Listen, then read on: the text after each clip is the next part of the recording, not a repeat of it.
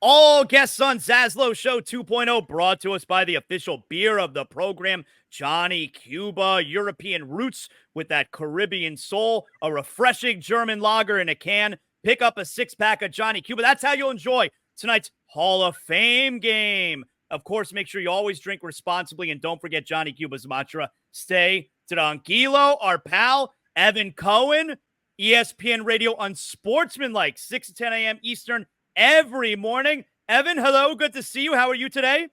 It's an honor to be on with you, Zaz. Every single day on every single ESPN radio show, I feel like we hear Jonathan Zaslow, whether you're hosting or somehow now, I don't even know if you realize this, you're in like all the production, which for those people that are listening, basically like the internal commercials promoting different things is only Zaslow's voice now. He is the voice of ESPN Radio, Jonathan Zaslow. I was in the car a couple of days ago, and I'm listening live to Amber, all right? So I'm listening in the evening to Amber and Ian, and they played imaging for the ESPN Radio NFL Rankum series. And it's me. I'm in the imaging twice. I almost drove off the road. You're the first voice every day. So I did it today at 6:30 a.m. Eastern and 8:30 a.m. Eastern. And the first thing, it's like the big voice guy. Now it's time for the ESPN Radio Rankum. And it's Kevin Stefanski. It's literally you saying Kevin Stefanski, the Browns coach. It's unbelievable. It's so great. I'll admit to you, when I was listening to that live the other night, I hit the rewind button on the app like 3 or 4 times. No, you didn't. Yes, I did. It was like I'm telling you, I almost drove off the road. It was so funny because I didn't expect it. It is weird. Here's the thing. Like Zaz and I, for those watching and listening, are losers when it comes to like the media stuff. Like, and I don't know if it's a loser or we're winners. I don't know how to look at this. Like, we're people that always wanted to do this, and now we are fortunate enough to do it. And even though we're on, I'm on every day, and Zaz is pretty much on every day. It is still weird when you put on ESPN Radio to hear your own voice other places. Yeah. Like when I'm driving in the morning, there's a show called Sports Center All Night that airs overnight. And it's like, they play like, the Tua contract happens. Here's Evan Cohen from UnsportsmanLike on his take as to why the Dolphins made the right move or wrong move. And I'm like, wait, I'm him. I'm that guy. Like, that's I'm very confused by that. So speaking of, here's so-and-so's take about the contract. Your co-host, Chris Canty, has given us all the material over the last couple of days with his anti-Tua, shouldn't have given him the contract. I haven't heard your side of that. Have you agreed with Canty or do you disagree? Well, CC said they shouldn't have given him that contract, not a contract, at some point, to be fair. I tend to agree with him more than I disagree with him on this. I did not see any reason to do what they had to do. I literally do not understand why they had to pay him now. See, what I would have done with this whole thing, because I am not necessarily an over-the-top Tua guy by any stretch of imagination. I still have my questions. I'm not ripping him. I think it is fair that I have my questions. Is he going to be good against good teams? Can he win big games? Can he win cold weather games, et cetera, et cetera, et cetera? So what I would have actually done this offseason is something that nobody else would have done, and I'll probably get ripped for saying this, is I would have tested the market for Tyreek Hill. And I would have found out how much can I get back for him. And you tell me, Zaz, what if you're running the Dolphins, is there any deal, realistic one, this offseason, that before the draft, where if you put Tyreek Hill out there thinking we've had the best year he's going to have, we've had the most affordable year he's going to have, and moving forward, we have Jalen Waddle who can be our number one receiver. We're going to get Odell Beckham Jr. on a team-friendly deal. We kind of got to know, can Tua do this? Because if you have a great quarterback, the job of the great quarterback is to lift up the wide receivers and not relying on the wide receivers to lift up the quarterback. So if I said to you, an NFL team out there, hypothetically, was willing to give you 2 first-rounders for Tua, would you have done it? I'm sorry, for Tyreek Hill. I would do that in 2 years. I would do it. Well, they're not going to give you Tyreek Hill's last year. Okay, they're not going to give you that. So this is where we differ, right? Well, why not? It's not like Tyreek's going to be on his last leg by then. Why not? Why? Why not? No way. No, because there's going to be way more wear and tear. There's no way he's going to be worth 2 first-rounders then. So I'll just say it this way. I would have tested the market. I would have seen what kind of return I could get. And I would have drafted a quarterback in the first round this year. I would have found a way to get into that first round and draft a quarterback higher up than what they did. And what I would have done is sit that quarterback. He's not playing this year. There's no controversy. This is Tua's year. And I would have let Tua play this out. And if I see that he's amazing, I can extend him or I could franchise him. And if he's not as amazing as I want him to be, and Mike McDaniel likes person X, Bo Nix, whomever it may be at that point, I am willing to then move on from Tua and say, you know what, go test the market if you'd like. Or we're going to, we got 5 great years out of you. We made the playoffs or whatever it is. We're going to move on to the next quarterback at a cheaper rate. And we're going to have people around him, and we're going to build our team better. And we're not going to lose Christian Wilkins, and we're not going to lose Van Ginkel, and we're not going to be depleted on defense relative to the names they had last year. And I would not have given them the deal. I would have played it year by year, and I would have prepared myself for the future better than they did. Evan, how excited were you yesterday watching Team USA and their best player was Bam Adebayo? What a transition. There's no comment after that. You're just going to go right from what? You have no take on my take? I mean, this is your forum. Okay, here's what I got. I will come back at you. All right. My response to that is Tua has become the quarterback that he is right now because of the way they have invested in him. We understand the term mentally, physically, or both, because I think there's a mental part of it. More mentally. No, more mentally. More mentally. And that's okay, by the way. That's great for anybody in any workplace. Yeah. Well, right? And that's what I'm talking about here. There are plenty of businesses, and I think Good Karma Brands is one of these businesses as well, where you invest in people. Yeah. And that's what the Dolphins and Mike McDaniel have done with Tua. They have invested in him. And that's why he was a broken quarterback when Mike McDaniel got there. And now look at him. And then you're going to do a complete 180 from that, which is we don't have to pay you. You're under contract for 1 more year. And then we could franchise you. So we're totally in control. That's not what they've been doing with Tua these last couple years. That comes counter to the way that they have handled Tua. They are investing in him. And if you're going to continue to invest in him, and you know what? That strategy doesn't necessarily make a difference for a lot of players. With Tua, it does. You're right. It does make a difference with him, and that's my counter to that. That's a great point. That's a great point because they don't coddle him. They don't bow down to him. They prop him up in a way that maybe not everyone in his position needs to have happen for them. And I'm not insulting him or them for doing that. You got to KYP, know your personnel, right? They know their guy. Their guy needs positive reinforcement and not a gray area and not, punching in the face, right? Like, hey, toughen up. That's not what he needs. I think it's a great point you're making. My counter to your counter is as follows.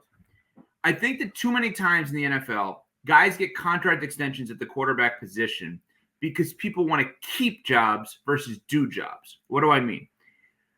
Pat Riley and Eric Spoelstra on a day-by-day basis are looking to do their job. They are not worried about keeping their job, right? I think Chris Greer, and to a much lesser extent Mike McDaniel, still are in keeping their job mode. And I think Chris Greer, if you think about it, if he doesn't extend Tua and he has a great year, he looks bad. If he does extend Tua and he has a bad year, well, he's probably going to be out anyway. But if he has Mike McDaniel kind of doing it for him, which it sounds like he did, well, then it's, hey, I can keep my job here. I think if you don't extend Tua and he's just not that good and you don't want to bring him back past this year, you're not going to be the guy to get to pick the next quarterback. By extending Tua, you keep your job. Think about who I deem currently to be the best general manager in the NFL, Brian Gutekunst, the general manager of the Green Bay Packers. From the moment he got there, he thought about doing his job. He had the cojones to say, Aaron Rodgers, we're good. I got another guy. I'm going to trade up to get this guy. I don't care if you like it or not. I'm going to motivate you. And if you don't want to be here, don't be here because I got your replacement. And the Packers are set up beautifully for years to come. This is not a Tua versus Love. This is a preparation for the future and somebody doing their job versus keeping their job. If Chris Greer took over right now, he was a first-year GM, would he have given Tua the contract extension? Probably not. Okay. If you took over in Green Bay, same guy, Chris Greer, took over in Green Bay, would he give Jordan Love the contract extension? He just took over now? Yeah. Probably not. I disagree. I think he absolutely would.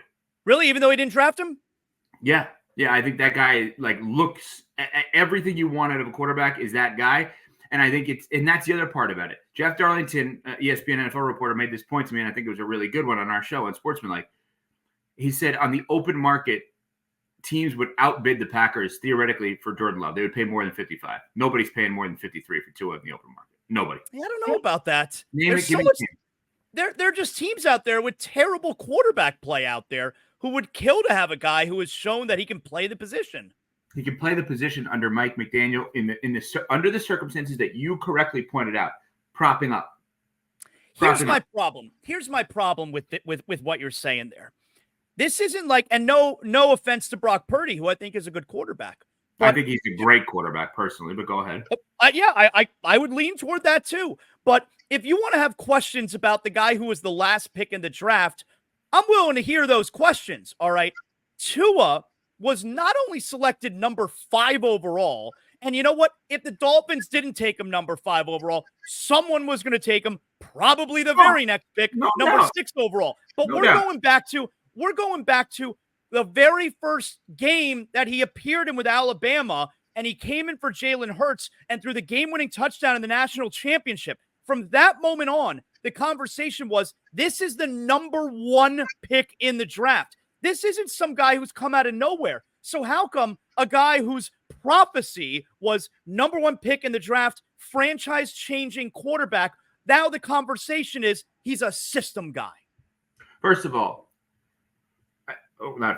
the concept of a system guy is so backwards. Think about in real life what a system guy actually means. So you are an employee carrying out what your employer wishes for you to carry out so you can perform your best and help your organization perform their best. I dream of being a system guy. Right. I want to be a system guy every day of my life. Right? That is so Bam Adebayo, system guy. That's a compliment. Yeah. Who represents heat culture more than Bam Adebayo? What is the system with the Miami Heat? The culture. That's the system. Play defense, work your ass off, play basketball 8 days a week, 370 days a year, 13 months a year. Right? But that's not what people are saying when they're talking about Tua. That's not what they're saying. I know, but I'm just saying that being called a system guy is a compliment. So let's refocus our brains on this. Let's reposition. So that's never been my knock on Tua. He is absolutely a system guy, which is his job. It's his job to run Mike McDaniel's system. That is his job. If he does anything else, he doesn't play. I love Brian Flores. He and Brian Flores did not mesh. Brian Flores had a system. Tua couldn't run it. Tua didn't play. Fitzpatrick did. Right? You know what would have been better in that spot for Tua? Being a system guy. Like, that's what we all dream of being. Actually, if you think about it, Patrick Mahomes is a system guy. People hear that and they say, oh my God, Patrick Mahomes is a system guy. That's a negative. No, that means he has meshed with his boss, Andy Reid, perfectly. Okay? My point is, even running that system, I wonder if there's someone who can do it better or equal at a lesser cost. Because what I'm not sure is that when Tua carries a greater percentage of the cap, if he can lift everybody up around him the way that others lift him up. That's my critique. Not that he's bad at football, not that being a system guy is bad, because it's not. It's that when the percentage of cap changes, can he do for them what they do for him? What you're saying makes sense. You're not saying it as a criticism of Tua. You're saying that I believe in this system, they may be able to get away with good production from a lesser talented quarterback at a much lesser price. But that's not what most people are saying in their criticism of Tua. And that's the problem that I have, is that he's only able to succeed in this system when he was the projected number 1 overall pick for years. In any system, and you're right about that. But here's the other part of this that I would look at. I think there are two ways of winning a Super Bowl at the quarterback position. For me, one is have a quarterback on a rookie deal, which, by the way, for one more year he is, right? Yes. Okay. Mm-hmm. Or have a first ballot surefire Hall of Famer, which I don't believe he's going to be. Are there any examples in between that recently? Yes, but not ones that you would deem to be borderline fluky. Like, you're not going to call Nick Foles non-fluky, right? No, that seems like a fluke. Not the team, but his performance, right? So if you think about Super Bowl winners, Brady, first ballot Hall of Famer. Mahomes, first ballot Hall of Famer. Russ, when he won with the Seahawks rookie scale contract. Flacco, when he won with the Ravens, was on his rookie deal. Was he still? Yeah. Yeah, and I only know that because Canty said he would join the Ravens the year after, and Flacco got the big deal, and it wasn't as good for the team because he was taking up too much of the cap, and he's not a first ballot Hall of Famer. Although if he led the Browns to the Super Bowl last year, who knows? Stafford, Hall of Famer, right? Yeah, you may be right. You either have a guy in a rookie deal or he's a Hall of Famer. Problem for Tua is he's going to be in the middle, and you're not going to win a Super Bowl that way. You may be right. Let me ask you about Caleb Williams tonight. I'm going to transition now, all right? Let me ask you about Caleb Williams tonight. Is it fair to compare this season to what C.J. Stroud did last year? No, just like I disagree. Okay, well, okay, so let's do it this way. I look at the NFL as a 31-team league. You'd probably look at it as 32. The reason I look at it as 31 is I think if you're going to compare anybody to the Chiefs, it's just not good. What's the point? Okay. Right? Comparing a guy to comparing one player to another that increased this team's win total by 7 wins is ridiculous. And I'll tell you why. Because of the gap of where you started to then plus 7. Like you can compare Caleb to Stroud if you're like, hey, 3 once you start at 7 is greater than 7 once you start at 3 or whatever the number was. Do you know what I'm saying in terms of win total? Yeah. Mm-hmm. Like it's not fair to say, oh yeah, well if you're as good as Caleb, CJ, you should get 14 wins this year. Well, that's ridiculous. I'm not looking at it that way. I mean, like he doesn't control everything, even though the Bears do have a good defense. I'm just talking about the way he plays and his production. Is it fair to compare? Like the Bears could win 10 games, 9 games even, and miss the playoffs. And I think we can still have a fair conversation how Caleb Williams performed relative to C.J. Stroud last year. Yeah, that part I'm fine with. I'm just talking about like I'm so narrow-minded in my looking at quarterbacks of outperforming the contracts, minimizing mistakes, leading teams to wins. Like I don't care. Oh my God, he threw 40 touchdowns. If you threw 40 touchdowns and you have 25 picks and you won less games, like that's not a good year. Like I'm sorry, I don't like that. Like Chad Pennington in 2008 with the Dolphins should have won the MVP. It's one of the great quarterback seasons, non-Brady, non-Mahomes I've ever seen in my life. He completely changed an entire organization, he and Parcells together, and what they did, and the late great Tony Sparano. Like that was an awesome season to me. I don't know if the numbers compare to those of Peyton Manning's numbers, but I know what I saw from Pennington in 08 was mind-bogglingly impressive, right? You know what you saw last year from Stroud was the same thing. You'll know if you see this year from Caleb Williams, like, okay, I know what everybody says about the Bears. I don't care what they said about the Bears the last 30 years. That thing's different. Like I just see it. So then it is fair to compare to. Yes, I was just talking about the win jump. To me, that's like not fair. I'm not even thinking about that. Yeah, that's not fair. I'm not even thinking about that. All right, go back to the question. Go back to the question you asked. Let's get to Bam. Well, okay. Well, let's do it twofold then. All right. What did you think of Bam's performance there yesterday? And what have you made of all the criticism surrounding Steve Kerr? Yeah, I think Steve Kerr has put on an absolute mother bleeping clinic with how great he's been. I agree. And really, this is so you got Kerr, Spo, and Ty Lue sitting there. Oh, they don't know what they're doing. Why? Because they benched Tatum. In order to put Tatum on the court, somebody has to come off the court. And guess what they did? They took the right guy off the court. Embiid has hurt this team.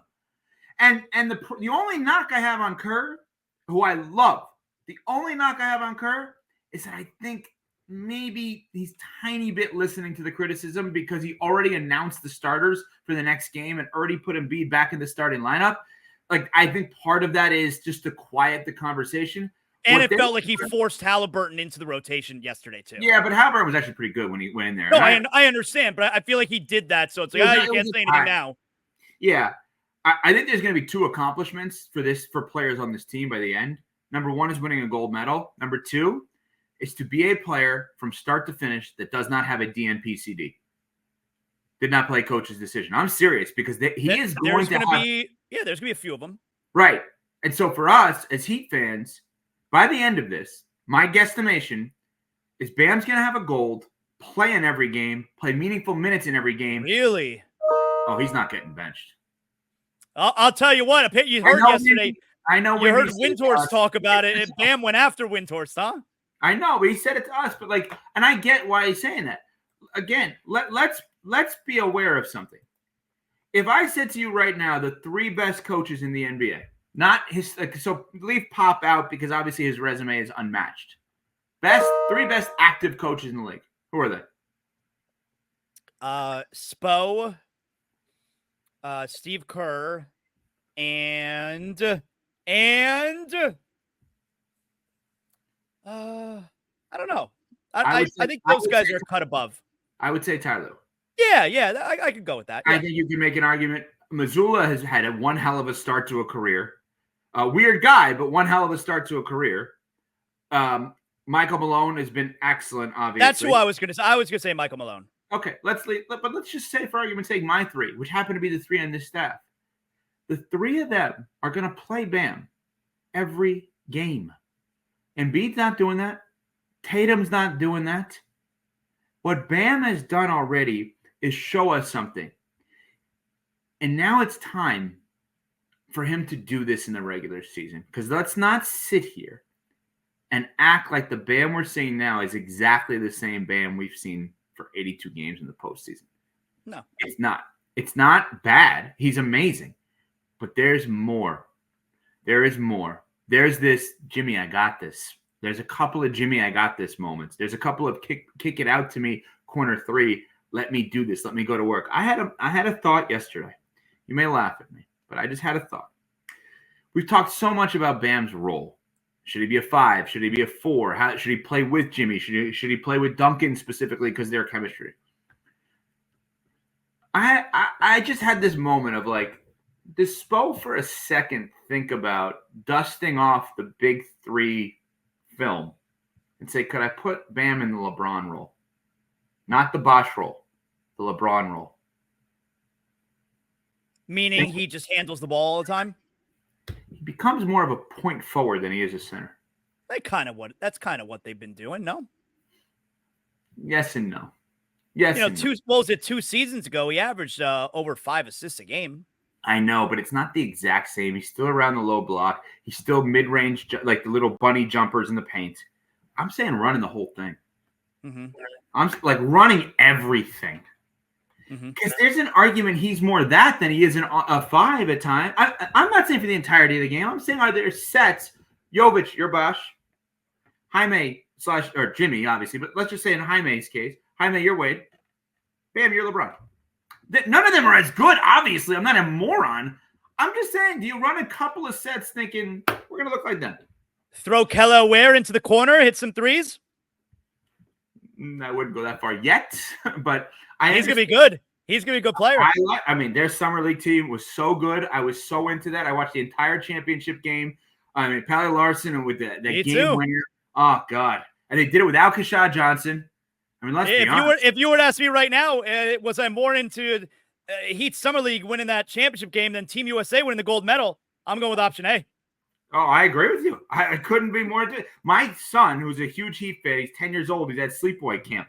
We got a letter, a postcard from him yesterday, saying how excited he was about the Heat Summer League, and asked, I swear, he said, "What about Bam playing power forward?" And they try to acquire Steven Adams for center. This kid's at sleepaway camp in Maine, and he's writing letters about Bam and Steven Adams. That's an excellent job. You're very proud of that. I like it. I got a couple fun things to ask you here. Number one, this Saturday night, how into SummerSlam are you? In Cleveland, correct? Yeah, in the stadium. Miz in the mix? He's the host because he's a Cleveland guy. He's hosting the event. I could not tell you one match on the card. I got to be honest with you. And I'm very much pro wrestling. My son being away has hurt me in that regard. So I'm not on top of it like I should be. Give me a couple of matches and I'll give you some thoughts. Go ahead. Well, the WWE Championship, undisputed, Cody Rhodes is defending against Solo Sikoa, who claims he is the new tribal chief since Roman Reigns is gone. Never heard of that guy. Okay, so give me the next one. All right. How about CM Punk versus Drew McIntyre? I like, Drew McIntyre. I didn't realize how I was at an event at the Westchester County Center recently in New York. I did not realize how physically imposing Drew McIntyre actually is. He's a beast. And there was already buzz about CM Punk that night. People were cheering about it. So that's a lengthy storyline. I like it. Yes. That's a win. How about Liv Morgan defending her Women's World Championship against Rhea Ripley? Liv Morgan, as a wrestler, slightly overrated. Really? I don't think she's a great technician in the ring. Wow. I'm serious. I watched her, and I'm like, I need a little more out of her. I know she's become a huge star. What about Rhea? Rhea is a massive star. Yes, but I know that they're really pushing Liv Morgan now, and I don't love it. Okay. All right. How about Bayley defending her WWE Championship against Nia Jax? Don't know either of those two. Got to be honest. Okay, that's all right. You don't have to know everything. Damian Priest is defending his World Championship against Gunther. No, not Damian Priest. Guy, don't know Gunther. I'm waiting for one. He's not on the card. I'm waiting for Uso. Main event Jey Uso is not on the card. I know. He's not on the card. That's my favorite guy. I know. Uso's not on the card. Oh, come on. And I feel like you're dropping the ball there, huh? I don't like that. I got my guys on GKW, Good Karma Wrestling, the Thursday Night Wrestling Show, and I know you do one also, but you know all those guys, and Gabe and Brian and Jay Hood. They all say, this is their theme with Uso, and it bothers me. They say he's great until he gets in the ring. Which means great with the crowd, the music's awesome, but that bothers me. What are we doing with that? Come on, Uso's good. Well, yeah, I don't necessarily agree, but where they're coming off of was at WrestleMania, the big match was brother versus brother, Jey Uso versus Jimmy Uso. And Evan, the match was a stinker. It was not good. Really? That's where they're coming from. It was a stinker. And then August 19th is coming to South Florida, right? I just heard today, actually. Of course, I'm going. Me and my son, we're going to Raw, August 19th, Monday night. Very excited for that. That's what happens. What happens? So behind the scenes here, Zaz is a phenomenal ESPN radio teammate. Mr. Say Yes to Everything. What happens? You get a phone call Monday, August 19th. You can work with Amber, Ian out covering college football. You got Amber and Ian, Zaz, Amber, 7P, 10P. You got Raw tickets. What do you do? No. I tell them I can't work because I'm taking my son. I can't let down my son. Yeah, if I was going with like a friend or something, hey, work's calling, but I don't let down my son if I don't have to. So I tell them I can't work, and I tell them the reason why, and then that's okay. So you use Raw as an excuse, or I have plans with my son? No, I'm taking my son to Raw, and they understand. Yeah, no, they understand. I have one more very important question for you here. Yeah. Uso. I always like to pick up new TV shows to watch, okay? And with my wife, that's fine, but also I could just do it on my own. I got my own time. I live my own life. And I'm going to ask you this because I know this is a show that you talk about all the time when you hosted on Sirius XM, all right, Morning Men. And I think I'm about to start it, so I need your advice on whether or not this is a good idea, a good investment of my time. Mm-hmm. Should I be watching Power from Stars? Absolutely, 1,000%. I saw your tweet on that the other day. It is so good, and you haven't seen any of it. None. So thinking about the first 6 seasons with Ghost and Tommy and Kanan and Tariq and Tasha, this show is so good. If you don't love it, I'd be shocked. Now he's like a club owner, and they deal drugs or something. What's the deal? You could say that. Yeah, I mean, I don't want to like ruin it for you, but yes, you could say that. But absolutely, it is well worth it. They have the Power Universe after that. There's a million spinoffs. So if you're into it, there's Tariq, who's the son, has a spinoff. Tommy has a spinoff. Kanan has a spinoff. There's all these spinoffs. Are the spinoffs good? I don't want to give too much away because it could then retroactively change how you look at it. Okay. Or, yes, but it is awesome. I'll tell you this. Here's a good one. My wife and I watch it. My dad watches it. Oh. And my dad is a 70-some-odd-year-old guy, and he's into it. Now, you think my wife would be into it? My wife's into it. Our wives have common friends that know each other. I mean, All right, about Jewish. They may have the same taste. You think all people with the same religion have the same taste? I think women who are of the same ilk and age may have the same taste. Yeah. Yeah. I think that's one of the most absurd comments you've ever made in your life, actually, as a matter of fact. All right. I'm going to watch. Have you watched Presumed Innocent? No, I should watch that, though. My wife would definitely like that. I should watch That that, was right? phenomenal. We did a whole 8 minutes. That's a limited series, right? Yes. Well, I know there may be a season 2, but we okay. but it was like 7 episodes, so it wasn't that hard All right. to watch. All right. we did on our show on UnsportsmanLike, Canty, Michelle, and I, we did a bonus social media 8-minute post finale segment on that just because of how much we like that show. Did you sit in the same seats in the studio? What do you mean? Like, or did you mix it up? That's an interesting thought. You think we should mix it up for those kinds of things? I don't know. Could be visually appealing. I don't know. All of a sudden, so wow. Jonathan ZASLOW tells you how you should feel based on religion, and now he's a TV director as well. We'll see. Listen, these are just ideas. ZASLOW Show 3.0. I'm spitballing here. All right. These are Absolutely. ideas. We'll see if something sticks. You never know unless you try it, right? All right, I got one for you. Yeah. Next week is an important week in the National Basketball Association. Why? Glad you asked. On August 6th, Lauri Markkanen is eligible for a contract extension, Utah Jazz. Now, why would I bring that up? So 6 months after you sign a contract extension, you are then eligible to be traded. Right. Lauri Markkanen is eligible for an extension on August 6th. 6 months from that date is February 6th. The NBA trade deadline this year is February 6th, which means if he's going to sign a contract extension, the Jazz are going to want to do it on August 6th. So they can trade him, in theory, if they want to trade him 6 months from now. He's going to want to do it August 7th because he's going to want a no-trade guaranteed situation if he's signing a long-term deal, which means on August 5th, there's going to be an indication as to probably what's going to happen.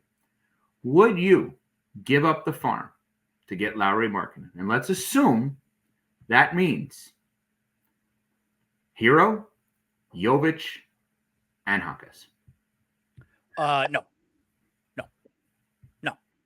I would not do that. I'm a little bit weary. He's everything they need. Well, I don't know. I'm a little bit weary of guys like that who, Chicago and Cleveland were both pretty okay with giving him up. And Minnesota, too. You forget. He was on another team. This is his fourth team. Oh, that's right. Okay. So these teams were very You don't remember who he was traded for? Jimmy Butler. Yeah. But that was draft rights, wasn't it? No, he played. Oh, really? Okay. But he so. really I don't know. But he really played for Chicago and he really played for Cleveland. And those two teams were really okay with giving him up. And now he's, is he a little bit of a looter in a riot? I think he's a good player, but I'm not willing to give up the farm for someone who might be a looter in a riot.